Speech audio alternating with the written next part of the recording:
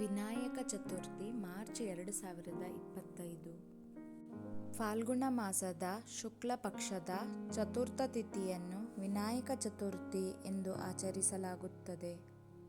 2025ರ ಮಾರ್ಚ್ನ Vinayaka ಚತುರ್ಥಿಯನ್ನು March 3ರಂದು ಸೋಮವಾರ ಆಚರಿಸಲಾಗುವುದು. ವಿನಾಯಕ ಚತುರ್ಥಿಯಂದು ಉಪವಾಸ ಮಾಡುವುದರಿಂದ ಭೌತಿಕ ಸಮೃದ್ಧಿ, ಸಂತೋಷ, ಯೋಗಕ್ಷೇಮ ಸೇರಿದಂತೆ ಹಲವಾರು ಪ್ರಯೋಜನ ದೊರೆಯುತ್ತದೆ.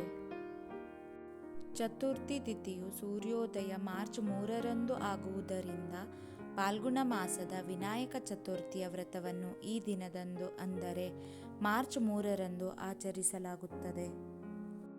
ವಿನಾಯಕ ಚತುರ್ಥಿ ಪೂಜೆ ವಿಧಾನ.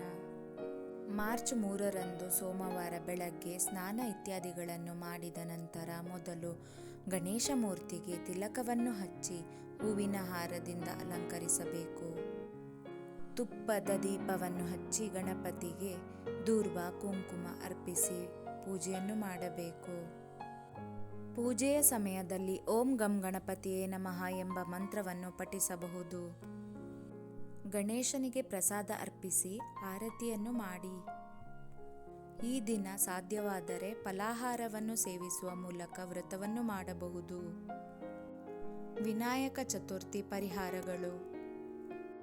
ಹಣದ ತೊಂದರೆಯಿಂದ ಮುಕ್ತಿ ಪಡೆಯಲು ವಿನಾಯಕ ಚತುರ್ಥಿಯ ದಿನದಂದು ಗಣೇಶನ ಮುಂದೆ 4 ಮುಖದ ದೀಪವನ್ನು ಹಚ್ಚಿ ಪೂಜೆಯನ್ನು ಮಾಡಬಹುದು.